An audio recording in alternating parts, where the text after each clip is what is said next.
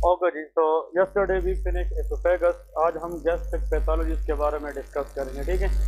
इसमें लिखे the first condition we will discuss that is called acute gastritis. Acute gastritis.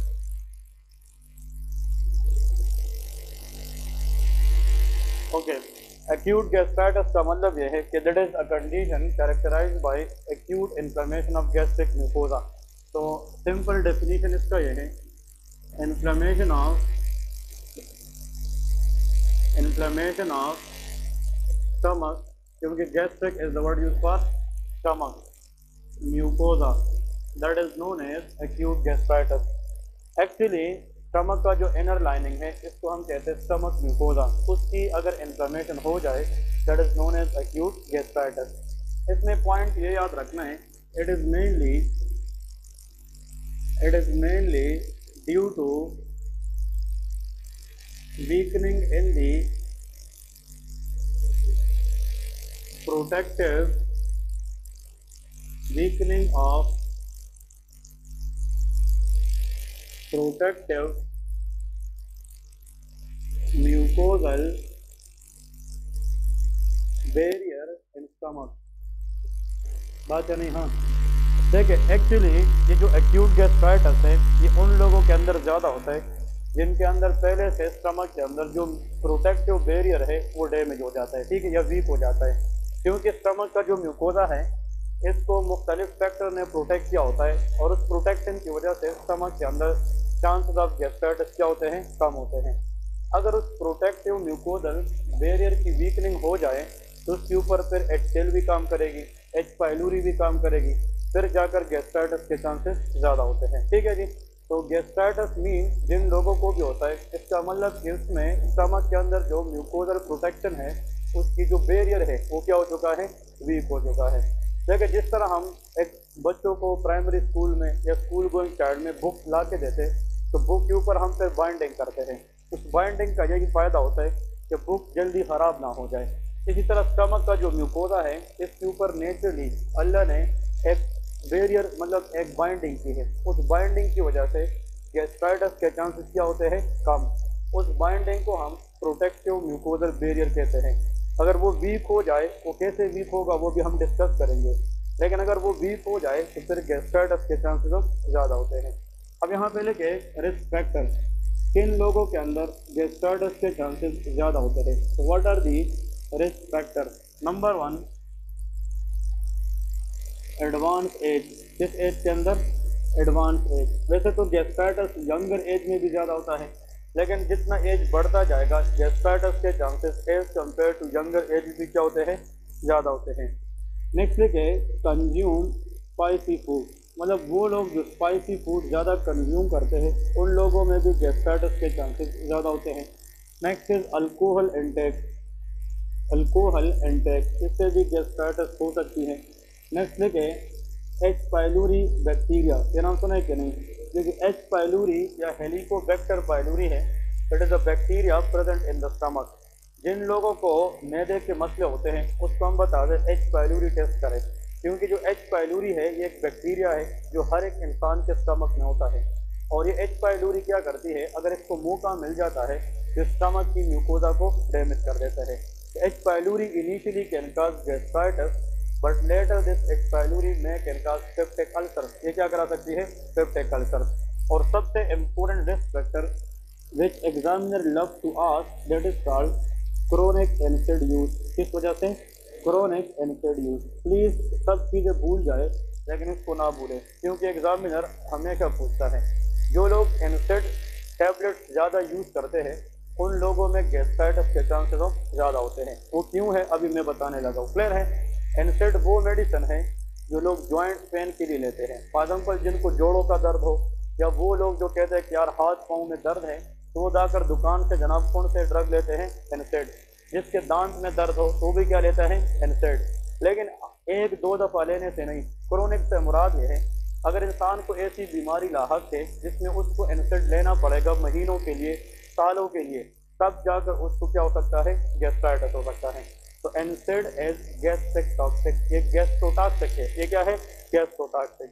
इस वजह क्या है? अब देखें यहाँ पे लिखे मैकेनिज्म में आप लोगों ने लिखना है कि मैकेनिज्म में याद रखें नॉर्मली प्रोस्टाग्लैंडिन एक केमिकल मीडिएटर है।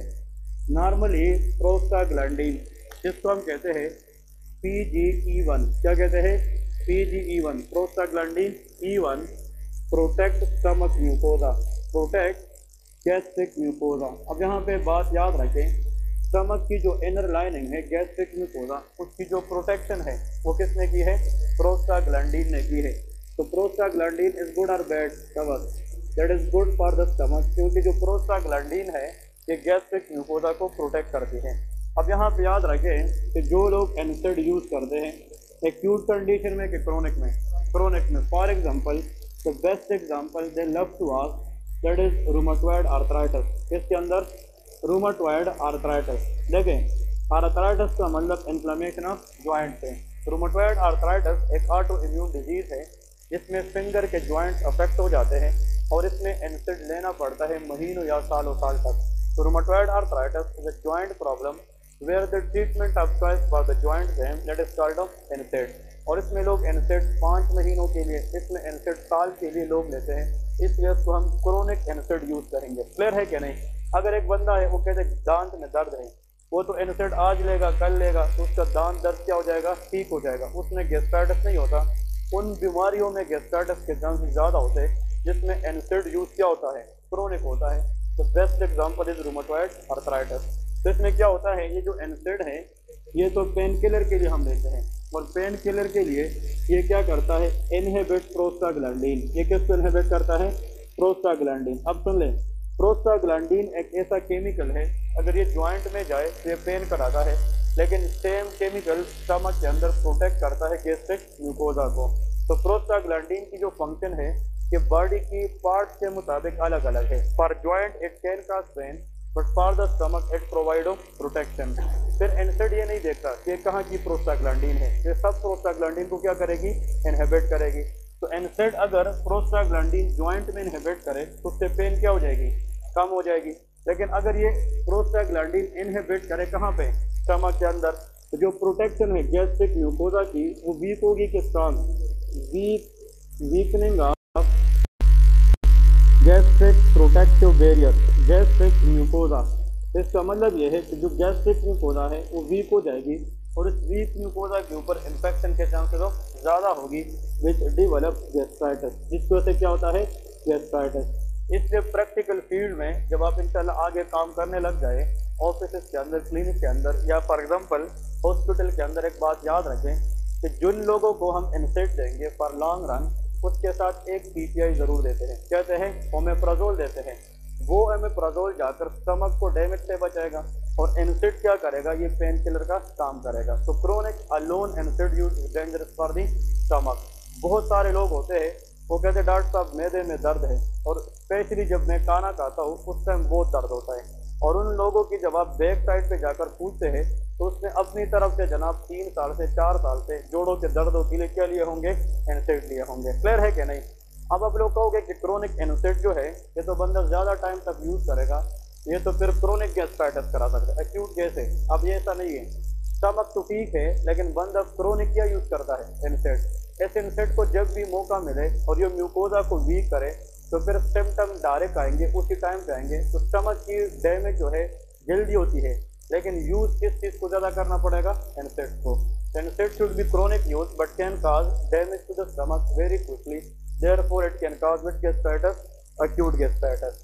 अब यहाँ पे 2 पॉइंट याद रखें, लेकिन यहाँ पे आप लोग इसको PGE1 जो होता है PGE2 जो होता है, एग्जामिनर अगर एग्जाम में दोनों में पूछे तो आप लोग PGE2 लिखा करें। क्लियर है कि नहीं?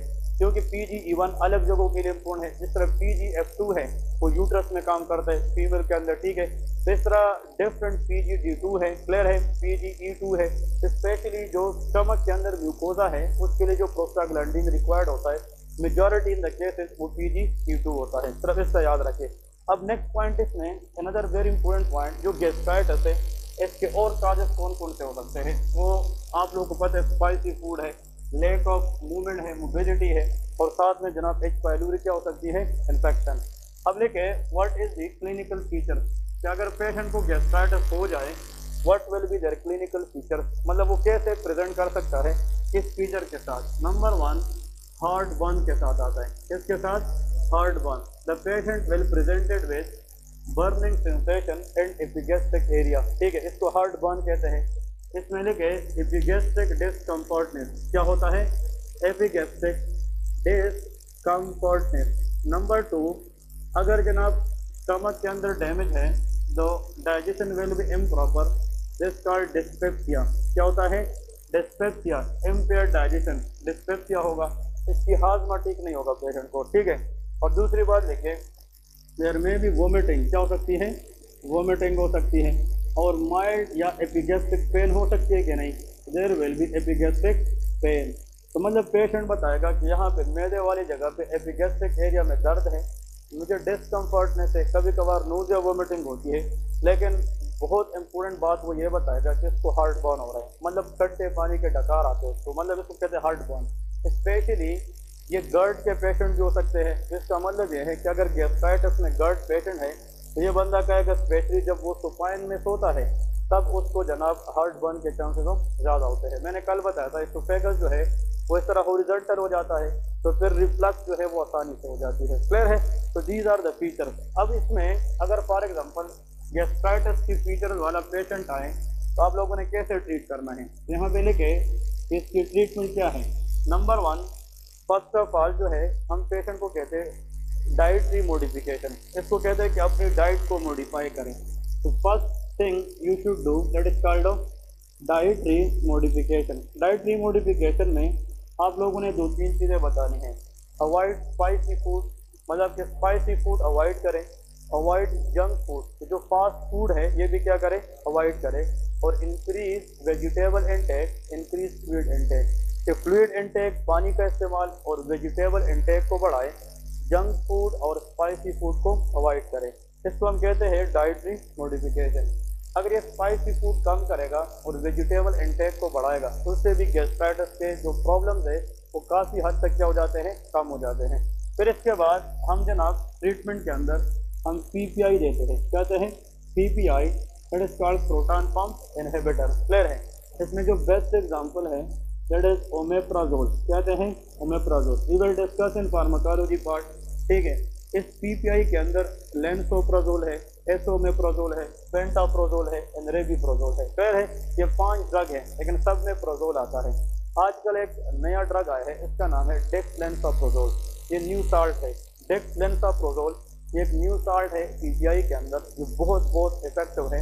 इसका जो ब्रांड नेम है डोलजीना के नाम से आता है। ठीक है, अगर आप लोग इसको जाकर सर्च करें या किसी शॉप वाले के पास जाए तो डोलजीना के नाम से आता है, कैप्सूल है और ये बहुत इफेक्टिव है। ये डेक्सलेंसाप्रोजोल है। क्लियर है कि नहीं?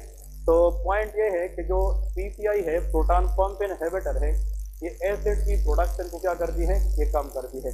अगर पीपीआई के साथ पेशेंट जनाब रिजस्ट करे या उसको एलर्जिक वगैरह हो तो हम साथ में H2 क्या मिलाते हैं? ब्लॉकर मिलाते हैं। तो H2 ब्लॉकर में जेंटेक वगैरह का नाम सुनोगा, हम रेनिटेडीन देते हैं। कहते हैं रेनिटेडीन। ये सारे ड्रग हम फार्माकोलॉजी पार्ट में पढ़ेंगे कि इनका काम क्या है, इसके साइड इफेक्ट क्या है। लेकिन सिर्फ जस्ट फॉर हाईलाइट कि जिसको गैस्ट्राइटिस होता है तो हमारा टारगेट ये है कि जो गैस्ट्रिक एसिडिटी है उसको क्या करना है? कम। तो उसके लिए ओमेप्राजोल भी दे सकते हैं और रेनिटेडीन भी दे सकते हैं। म्यूकेन सिरप का नाम सुना है कि नहीं? ये सिरप म्यूकेन भी देते हैं। जो म्यूकेन सिरप है ये भी स्टमक के लिए बहुत मुफीद होता है, तो हम सिरप म्यूकेन भी दे सकते हैं। गैस्ट्रोसेल सिरप आता है, ये भी हम दे सकते हैं। ठीक है जी, ये सारे के सारे स्टमक के अंदर जो गैस्ट्राइटिस है उसकी चांसेस को कम कर सकती हैं। अब इसके बाद नेक्स्ट के chronic gastritis. The next condition that is called chronic gastritis. इनमें से एक एमसीक्यू क्वेश्चन है वो आप लोगों ने हाईलाइट करना है। अगर एक पेशेंट है उसको बार बार गैस्ट्राइटिस हो जाए और ज़्यादा टाइम तक हो जाए, repeated attacks of acute gastritis for month, that is known as chronic gastritis. अब अगर एक पेशेंट है उसको स्टमक म्यूकोजा डैमेज हुआ है आज, फिर उसने ट्रीटमेंट ली है लेकिन उसको महीने के बाद फिर हो गया, फिर 1 महीने के बाद हो गया, तो repeated attack of acute gastritis is called chronic gastritis. यहाँ पे लिखे repeated attacks of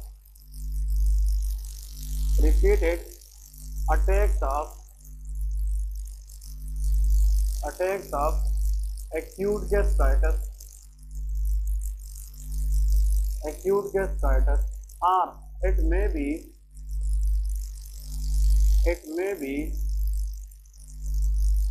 de novo in nature. इसका मतलब क्या है? Anyone? It may be de novo in nature. De novo का मतलब क्या है? इसका मतलब यह है कि जिन लोगों को क्रोनिक गैस्ट्राइटिस हो तो उसका एक वजह यह है कि उसको बार बार क्या हुआ है, एक्यूट गैस्ट्राइटिस। क्या जरूर नहीं है कि हर एक क्रोनिक गैस्ट्राइटिस में बार बार क्या हो, एक्यूट, किसी न्यूली फैक्टर की वजह से भी हो सकता है। New factor without any acute gastritis, de novo का मतलब new factor that is chronic gastritis. जैसा कि एक ऑटो एंटीबॉडीज है और बार बार पैराइटल सेल को डैमेज करती है तो परनीशियस अनीमिया करा सकती है कि नहीं, तो भी गैस्ट्रिक म्यूकोसा को डैमेज करेगी। तो अगर वो लॉन्ग रन में करेगी तो उससे भी क्या हो जाएगी, क्रोनिक गैस्ट्राइटिस। अब वो ऑटो इम्यून डिजीज है लेकिन एक्यूट गैस्ट्राइटिस तो नहीं है, तो मतलब अगर क्रोनिक गैस्ट्राइटिस एक्यूट गैस्ट्राइटिस की बजाय किसी न्यू फैक्टर ने कराई है तो उसको हम डी नोवो इन नेचर कहते हैं। क्या कहते हैं? De novo. अब लेके इसके टाइप, जो क्रोनिक गैस्ट्राइटिस है इसके टाइप्स इंपॉर्टेंट है एग्जाम पॉइंट ऑफ व्यू के लिए। Anyone in the class can tell me, जो क्रोनिक गैस्ट्राइटिस है इसके अंदर जनाब कितने टाइप हैं? दो। एक को हम कहते हैं टाइप ए और दूसरे को टाइप बी। जो क्रोनिक गैस्ट्राइटिस है it is divided into two type. First is called type A type और दूसरे को क्या कहते हैं, type B chronic gastritis. Next is type B. इसमें जो एमसीक्यू क्वेश्चन आप लोगों ने याद रखना है वो ये है, जो टाइप ए क्रोनिक गैस्ट्राइटिस है it mainly affect fundus of the stomach. ये किसको अफेक्ट करती है? फंडस ऑफ स्टमक, मतलब ये स्टमक का पार्ट है। I will draw the diagram, फिर ये इज हो जाएगा। जो टाइप ए क्रोनिक गैस्ट्राइटिस है इसके अंदर जो मोस्ट कॉमन एरिया अफेक्ट होता है that is called fundus. Clear है कि नहीं? Most common area is fundus. Then मतलब सेकंड मोस्ट कॉमन, अगर सेकंड कॉमन आ जाए कि फंडस के बाद second most common part to be affected that is body of the stomach. क्या है? बॉडी। लेकिन अगर हम टाइप बी की बात करें, इसकी जो लोकेशन है कि टाइप बी जो है ये किस एरिया को अफेक्ट करती है दैट इज कॉल्ड एंट्रम। तो क्या कहते हैं? Antrum of the stomach. तो अगर आप लोग गूगल से फिर पार्ट्स ऑफ द स्टमक वाली डायग्राम निकालें तो वहाँ पे फंडस को भी उन लोगों ने हाईलाइट किया होगा, बॉडी को भी और एंट्रम पार्ट को भी। ये स्टमक के डिफरेंट पार्ट्स होते हैं। तो अगर किसी को लॉन्ग रन में गैस्ट्राइटिस है और उसकी जो इन्फ्लेमेशन है एंडोस्कोपी के जरिए, या वो फंडस के अंदर हो या कहाँ पे हो, body, think about the patient has type A chronic gastritis. लेकिन अगर जिन लोगों में गैस्ट्राइटिस स्टमक के किस पार्ट से निकले, एंट्रम से, तो उसको क्या कहेंगे? टाइप बी क्रोनिक गैस्ट्राइटिस कहते हैं। And these two points are highly yield MCQ question कि किस टाइप की जनाब लोकेशन कौन कौन सी है। फिर very important point that everybody must know वो ये है कि जो टाइप ए एक क्रोनिक गैस्ट्राइटिस है इसकी most common cause auto immune disease है। क्या है? ऑटो इम्यून डिजीज है। इसमें नीचे लिखे it is due to mainly auto immune disease. इसके अंदर जो इशू है इसमें लिखे it is mainly due to auto immune disease. इसका मतलब ये है कि अपना इम्यून सिस्टम जाकर नॉर्मल टिश्यू के खिलाफ रिएक्ट करना शुरू करता है। और इसमें जो ऑटो इम्यून डिजीज है उसमें एंटी पैराइटल सेल एंटीबॉडीज बनते हैं। क्या बनते हैं? Anti parietal cell antibody. अब प्लीज़ याद रखें, parietal cells present in the stomach, ये मैंने बताया था ना पहले लेक्चर में। जो स्टमक है उसमें एक चीफ सेल होता है और एक parietal cell. Parietal cells of the stomach के दो फंक्शन है, HCl को प्रोड्यूस करना और इंट्रिंसिक फैक्टर को रिलीज करना। अब सुन ले, जो पैराइटल सेल्स है स्टमक के अंदर इट रिलीजेस इंट्रिंसिक फैक्टर। क्या रिलीज करता है? Intrinsic factor. और वो इंट्रिंसिक फैक्टर विटामिन B12 को एब्जॉर्ब करता है। क्या करता है? विटामिन B12 एब्जॉर्ब करता है। मैं फिर से बता रहा हूँ, आई थिंक कि 50% लोग इससे वाकिफ ही नहीं है और ये हमने पढ़ा है। जो इंट्रिंसिक फैक्टर है ये किस सेल से रिलीज होता है? Parietal cell. उस इंट्रिंसिक फैक्टर का काम ये है कि वो विटामिन B12 को स्टमक से लेके इलियम तक ले जाए और वहाँ से क्या करें? एब्जॉर्ब कर सके। क्या करें? एब्जॉर्ब कर सके। अब विटामिन B12 अगर एब्जॉर्ब हो जाए तो फिर इमेच्योर RBC किस में कन्वर्ट होती है? मैच्योर में। अब दूसरी बात यह है कि अगर ऑटो इम्यून डिजीज है जिसमें एबनॉर्मल एंटीबॉडीज बनी है किस सेल के खिलाफ, पैराइटल सेल। तो पैराइटल सेल क्या करेगा, ये एंटीबॉडीज जो है ये पैराइटल सेल को डिस्ट्रॉय करेगा, तो इंट्रिंसिक फैक्टर रिलीज नहीं होगा। जब वो नहीं होगा तो विटामिन B12 एब्जॉर्ब नहीं होगा। जब वो नहीं होगा तो इनीमिया होगा क्या नहीं। अब ऐसा इनीमिया जो किस सेल की डिस्ट्रक्शन से हो जाए, पैराइटल सेल, इसको पर्नीशियस एनीमिया कहते हैं। क्या कहते हैं, pernicious anaemia. So I think everybody should know this. Pernicious anemia is a vitamin B12 malabsorption due to defect in parietal cell because of autoimmune disease. और जब पैराइटल सेल डैमेज हो जाए तो म्यूकोजा भी डैमेज हो जाएगा, which can lead to chronic gastritis. Clear है कि नहीं। नंबर 2, जब ऑटो इम्यून एंटीबॉडी किस सेल को डैमेज करें, पैराइटल सेल, तो इंट्रिंसिक फैक्टर ना होने की वजह से क्या होगी, पर्नीशियस एनीमिया, और HCl प्रोडक्शन भी नहीं होगी। There will be achlorhydria. क्या, achlorhydria, no HCl in the stomach. और जब स्टमक में HCl नहीं होगी तो पेप्सिनोजन पेप्सिन में कन्वर्ट होगी, नहीं होगी। और मैंने ये भी बात की थी कि HCl हैज अ बैक्टीरियोलाइटिक फंक्शन। जब HCl नहीं है तो बैक्टीरिया ग्रोथ के चांसेस ज़्यादा होगी, फिर भी गैस्ट्राइटिस के चांसेस ज़्यादा होती है। क्लियर है कि नहीं। इसका मतलब जो टाइप ए क्रोनिक गैस्ट्राइटिस है, प्लीज़ याद रखें, इसके अंदर आप लोगों को पता होना चाहिए, सुन ले, टाइप ए के अंदर एंटी पैराइटल सेल एंटीबॉडीज बनती है। टाइप ए के अंदर अनीमिया हो सकती है कि नहीं, और उस अनीमिया का नाम क्या है, पर्नीशियस अनीमिया। टाइप ए के अंदर HCl की प्रोडक्शन ज़्यादा होगी कि कम, कम ना होने के बराबर, क्योंकि पैराइटल सेल डैमेज है तो वो HCl नहीं बना सकेगी। No HCl in the stomach is achlorhydria.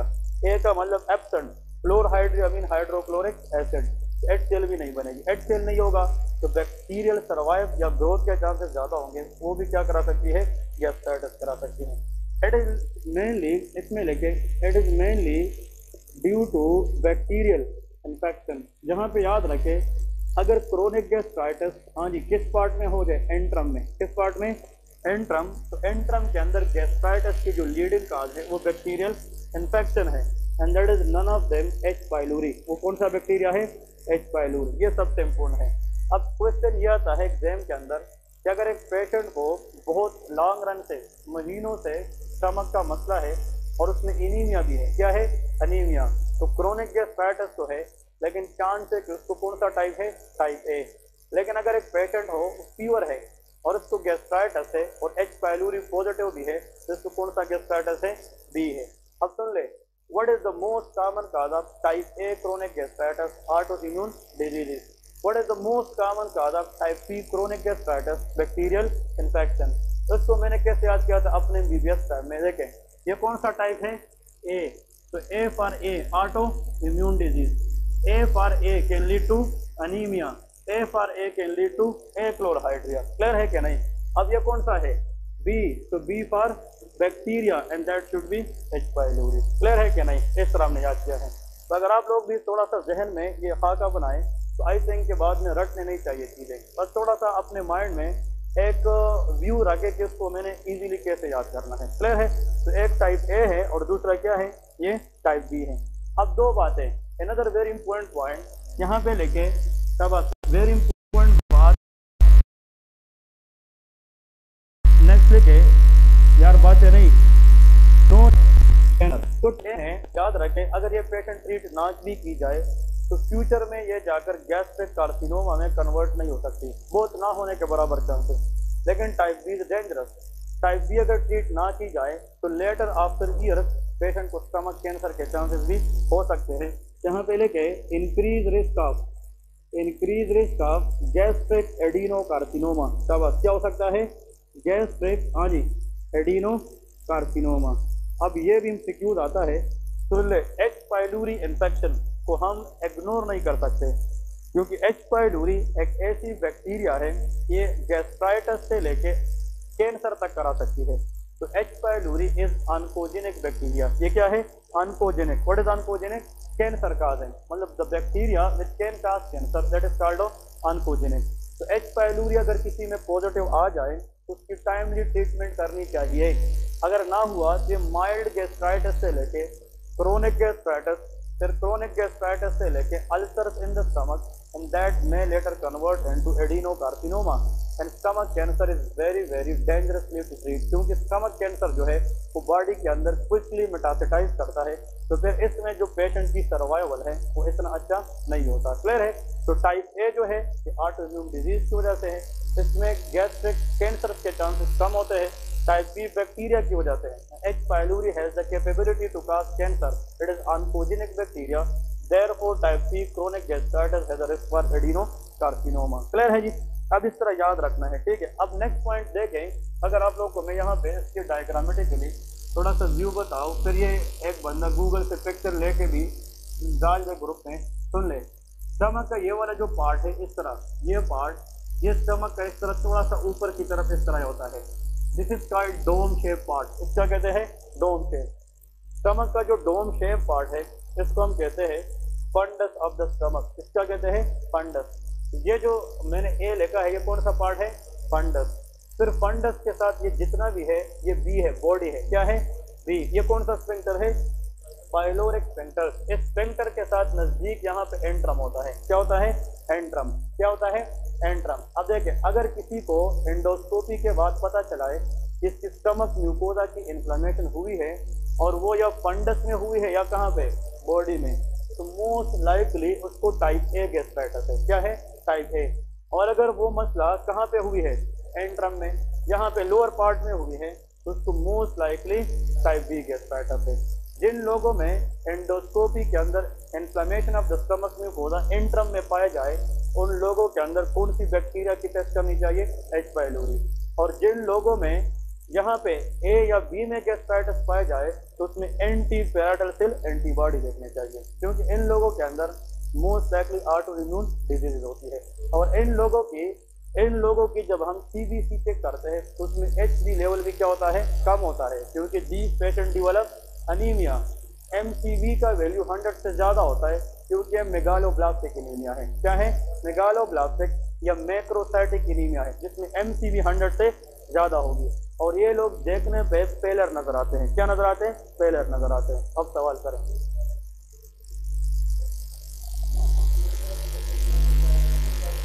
नहीं, इसका कोई रीजन नहीं है। देयर इज नो रीजन के फंडस को टाइप ए क्यों कहते हैं, देयर इज नो रीजन के एंट्रम को टाइप बी क्यों कहते हैं। लेकिन एक रीजन मैंने जरूर पढ़ी है टेक्स्ट बुक से, वो क्या है कि जो पेशेंट से पहले गैस्ट्राइटिस के, तो याद रखे जो गैस्ट्रिक म्यूकोजा में पैराइटल सेल्स है, कौन से सेल? पैराइटल। वो तो यहाँ पे भी है, यहाँ पे भी है, यहाँ पे भी है। Most abundant parietal cell fundus के अंदर होते हैं। कहाँ पे होते हैं? फंडस के अंदर। तो जहाँ पे सेल पॉपुलेशन ज़्यादा होगी वहाँ पे अटैक के चांसेस ज़्यादा होंगे। तो इससे ऑटो इम्यून अटैक कहाँ पे ज़्यादा होता है? फंडस में होता है। एक पॉइंट ये है। जिस तरह आपने सवाल किया है उसका आंसर ये है कि सर इसको टाइप ए क्यों कहते हैं, इसको टाइप बी क्यों कहते हैं। अब पहले ज़्यादा लोगों में जितने सेल ज़्यादा होंगे कहीं पे, उतना अटैक के चांसेस ज़्यादा होंगे। तो इसका मतलब आपके ख्याल में पहले आज से 30, 35, 60 साल पहले जिन लोगों के गैस्ट्राइटिस होते थे, जब तक मेडिसिन एडवांस नहीं थी, तो उन लोगों में ज़्यादा मसला कहाँ पे आ सकता था? फंडस के अंदर, क्योंकि यहाँ पे पैराइटल सेल ज़्यादा है। तो मतलब 100 में से 98% लोगों का इशू यहाँ पे था। तो ये लोग अर्ली डायग्नोज हुए थे कि लेट, इसलिए पहले थे तो उसका टाइप ए नाम हो गया, और ये बाद में न्यूअर डायग्नोज हो गया तो उसको बाद में टाइप बी होने लगा। क्लियर है कि नहीं? तो इसका मतलब एक रीज़न ये है, लेकिन मेडिकल इसका कोई जनाब इस तरह लॉजिक नहीं है। क्लियर है?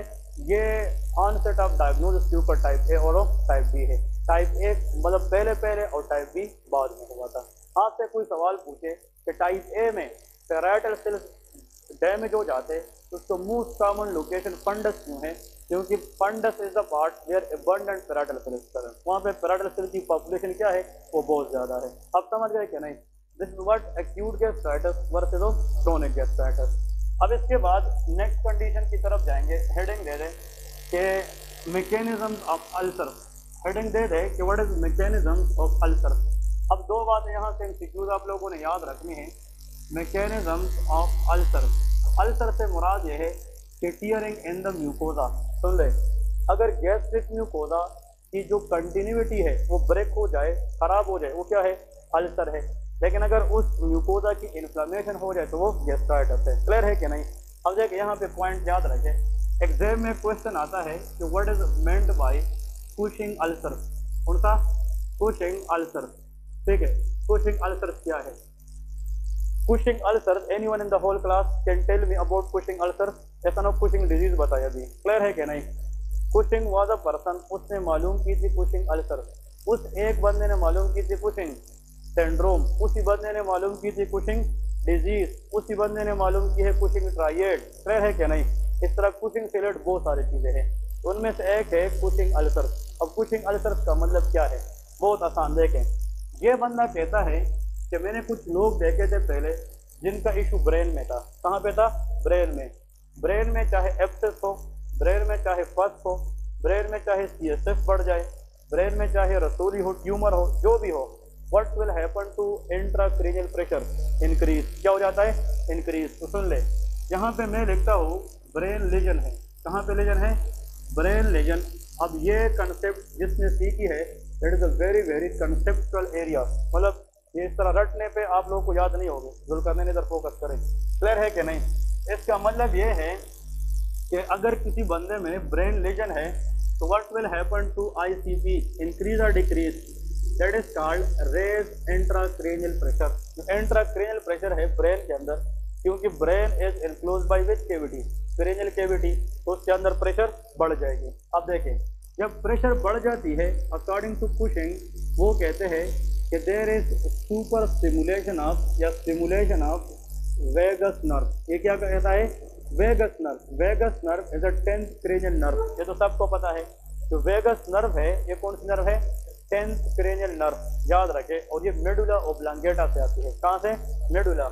अब मैं यहाँ पे स्टमक के अंदर, अगर हम स्टमक के अंदर एक सेल की बात करें, the cell is called parietal cell. ये कौन सा सेल है?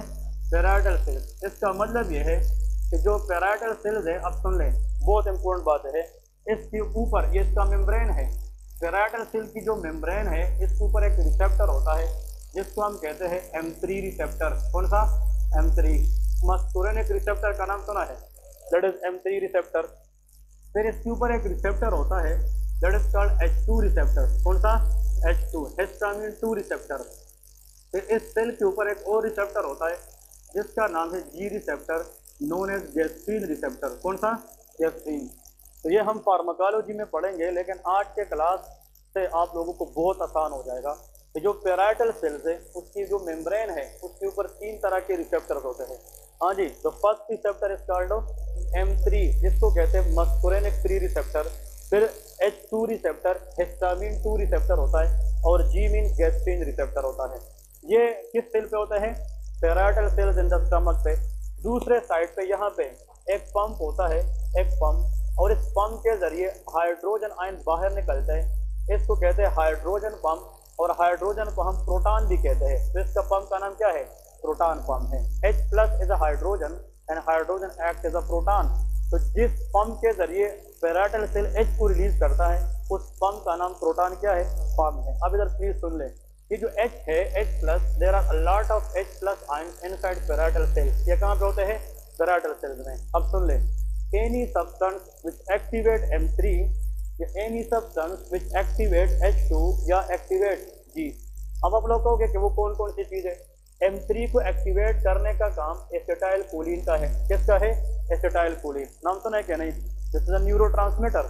फिर याद रखे, अगर हम किसको एक्टिवेट करना चाहें, H2, that is the function of histamine. वो किसका है? Histamine. And that is the function of gastrin. किसका है? गैस्ट्रीन। अब सुन ले, चाहे इन तीनों में से कोई भी एक्टिवेट हो जाए, तो यहाँ पे याद रखे, इस सेल के अंदर जो चेंज आता है वो एक्टिवेशन ऑफ क्या होंगे? H+।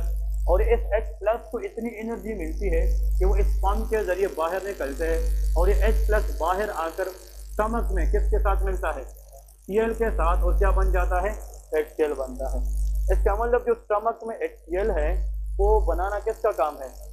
लेकिन वो HCl की शक्ल में नहीं बनाता, वो सिर्फ HCl के लिए किसको रिलीज करता है? H को, प्रोटॉन को रिलीज करता है। अब समझ रहे कि नहीं? अब सुन ले, अगर हम एक ड्रग दे दें जिस बंदे का HCl पहले से स्टमक में क्या हो? ज्यादा, मैं एक ड्रग देता हूँ जो इस एरिया पे ब्लॉक लगाए, ये कौन सा पंप है? प्रोटॉन पंप है। और इस ड्रग ने क्या किया है? इनहिबिट किया है, PPI इसको कहते हैं। तो आया इस ड्रग के होते हुए ये H+ निकल सकेगा? जब ये नहीं आएगा तो क्लोराइड तो फ्री रहेगा, तो HCl नहीं बनेगा, तो HCl का लेवल कम। ये PPI का मैकेनिज्म ऑफ एक्शन है। ये हम आगे पढ़ेंगे, डिस्कस करेंगे लेकिन अब इसकी तरफ आते हैं। अब ये कहता है, कुशिंग ये कहता है कि जिस लोगों को ब्रेन की लीजन हो तो उसका आईसीपी क्या होता है, रेज, और रेज आईसीपी की वजह से स्टिमुलेशन ऑफ वेगस नर्व। और एमसीक्यूज में याद रखिए, how many cranial nerves we have, 12। कितनी है, 12 पेयर्स है। क्या है, 12 पेयर्स। उसमें जो क्रेनियल नर्व नंबर 3 है जिसका नाम ओकुलोमोटर नर्व है। क्या है, ओकुलोमोटर। जो क्रेनियल नर्व नंबर 7 है जिसका नाम फेशियल नर्व है। क्या है, फेशियल नर्व। और जिसका क्रेनियल नर्व नंबर 9 है ग्लासोफेरेंजियल नर्व। कौन सी, ग्लासोफेरेंजियल। और आखिर में क्रेनियल नर्व नंबर 10 जिसका नाम क्या है, वेगस नर्व है। अब है तो 12, लेकिन मैंने कितने मेंशन किए, 4। फिर से सुन ले, हाउ मैं, this one oculomotor, this one facial, glossopharyngeal और this one that is vagus. इन चारों को इकट्ठा हम कहते हैं पैरासिम्पथेटिक क्रेनियल नर्व। इसको क्या कहते हैं, पैरासिम्पथेटिक क्रेनियल नर्व। प्लीज इसको याद रखें, ये हेल्पफुल है एग्जाम के अंदर। And exam question is from parasympathetic cranial nerve. 12 में से कितने पैरासिम्पथेटिक है, 4 है, 3, 7, 9, 10। उसमें से जो 10th नंबर है उसका नाम क्या है, वेगस नर्व। और जो नर्व भी, प्लीज ये आज के बाद पूरी जिंदगी भर याद रखें, फिंगर टिप्स पे, जो नर्व भी कौन सी नेचर की हो, पैरासिम्पथेटिक, ये जहां पे भी जाएगी ये रिलीज करेगी एसिटाइलकोलिन को। किसको, एसिटाइलकोलिन। इसलिए पैरासिम्पथेटिक नर्व को कोलिनर्जिक नर्व भी कहा जाता है। क्या कहा जाता है, cholinergic, because they releases acetylcholine. समझ गए कि नहीं। अब सुन ले, कुशिंग कहता है कि जब ब्रेन लीजन में आईसीपी रेज हो जाता है तो this increase ICP stimulate which nerve, vagus nerve. और ये वेगस नर्व सिंपथेटिक है कि पैरासिम्पथेटिक। तो ये जिधर भी जाएगी तो क्या रिलीज करेगी, एसिटाइल। तो वेगस नर्व स्टमक में भी गई है। कहाँ पे गई है, स्टमक में। और किस सेल को एक्टिवेट करती है, तो ये याद रखे, ये वेगस नर्व रिलीज करेगी किस चीज को, एसिटाइलकोलिन रिलीज करेगी क्या नहीं। और जहाँ पे क्या चीज रिलीज होती है, एसिटाइलकोलिन, ये 2 जगहों पे काम करती है बॉडी में। जहाँ पे कौन से रिसेप्टर होते हैं, मस्कुरेनिक, या जहाँ पे निकोटिनिक रिसेप्टर होते हैं। कौन से, निकोटिनिक। इसका मतलब कि acetylcholine work best at nicotinic receptor and muscarinic receptor.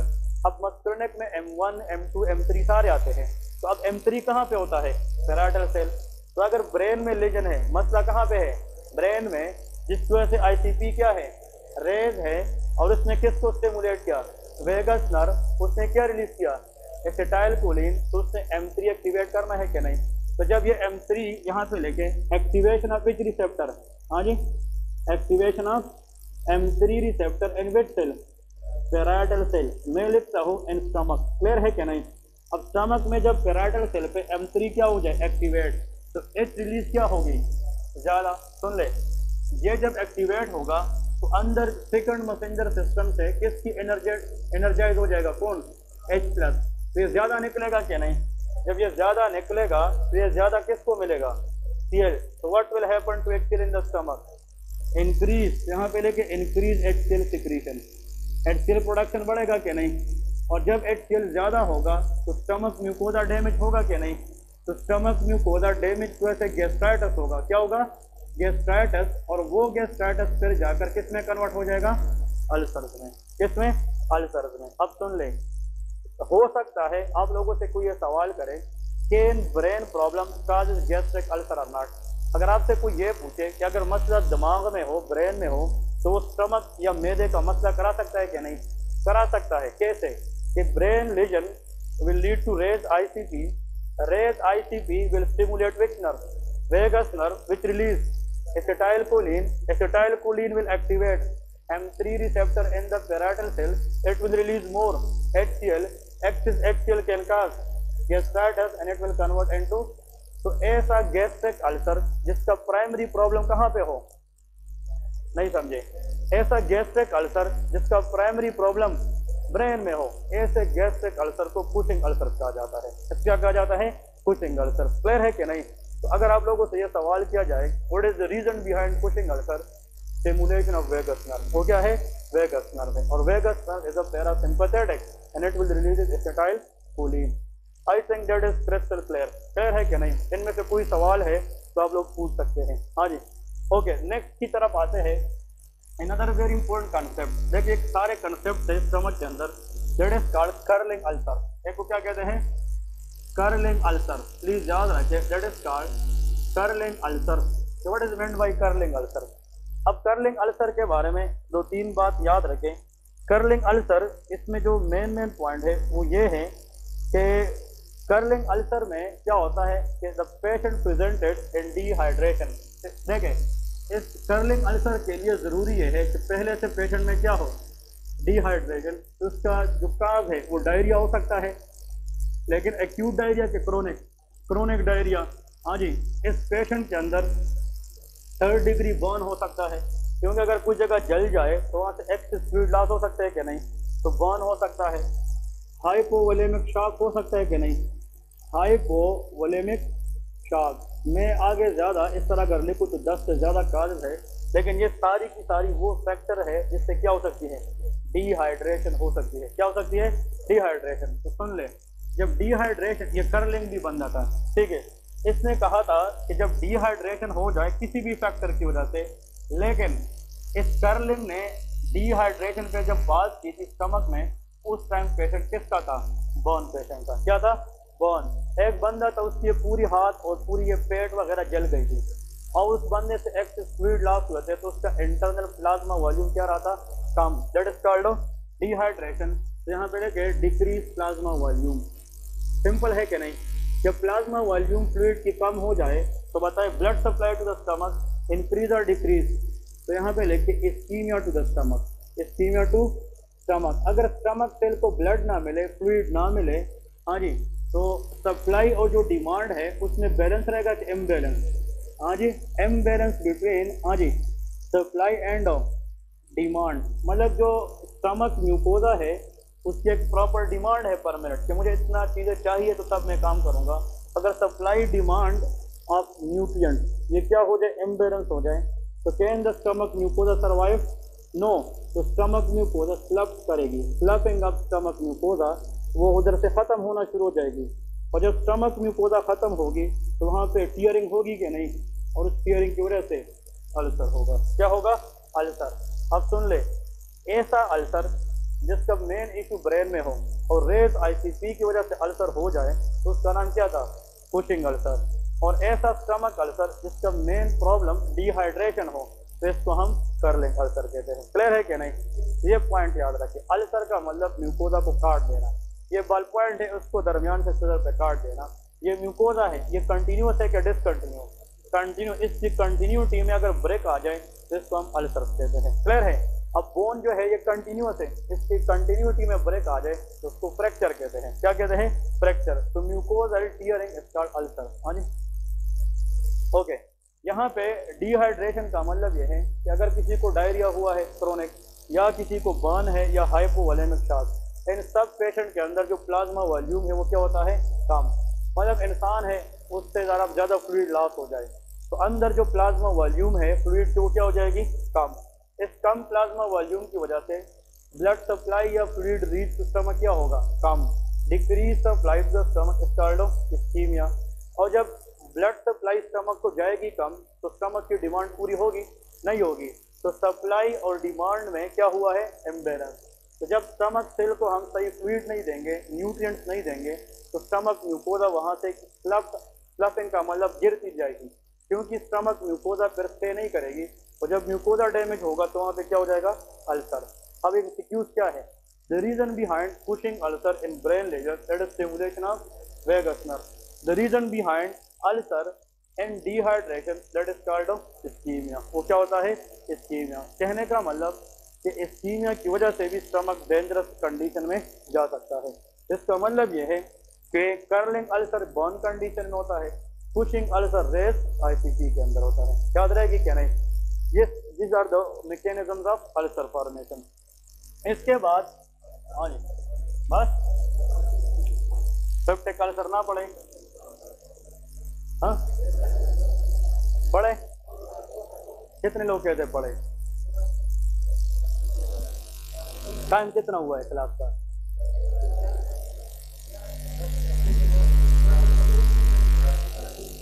Okay, यार आप लोगों के कुछ दोस्त कहते कि ले ले, ठीक है ना। Okay, next condition that is peptic ulcer disease, clear है। तो what is meant bye peptic ulcer disease, ये पॉइंट इसमें याद रखें। ओके, पेप्टिक अल्सर डिजीज में प्लीज याद रखना है कि इसमें जनाब दो कंडीशन है। पेप्टिक अल्सर डिजीज पेशेंट जब भी आता है, it mean to ulcer, gastric ulcer and duodenal ulcer.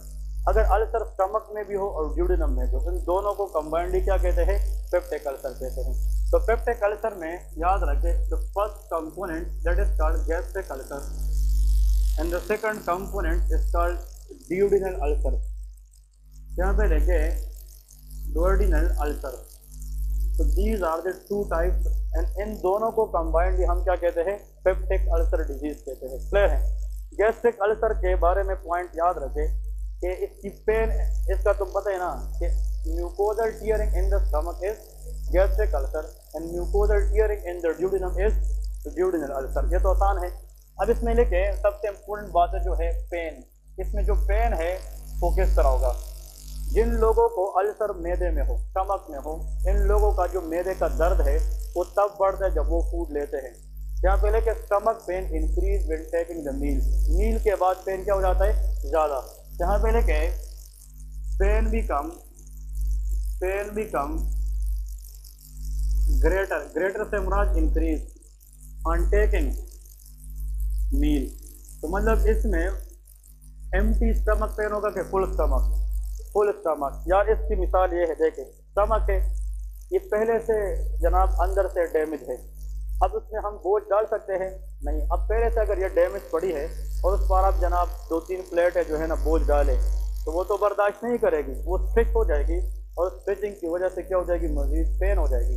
तो when problem lies in the stomach the pain intensity will be greater on taking of meal. लेकिन ड्यूडिनल अल्सर में याद रखें कि खुराक खाने के बाद पेन इंटेंसिटी कम हो जाती है। यहाँ पे लेके पेन भी कम डिक्रीज, पेन भी कम डिक्रीज। तो जब पेन डिक्रीज होता है किस चीज़ लेने से, मील, तो इन लोगों में एम्प्टी स्टमक पेन होता है। किस में आता, एम्प्टी। तो पेन भी कम डिक्रीज ऑन टेकिंग मील। अब आपके पास एक पेशेंट आता है, वो कहते हैं डॉक्टर साहब मैं क्या ले लूँ यार, क्योंकि लोगों के नज़रों में तो फर्स्ट ईयर वाले भी डॉक्टर होते हैं ना।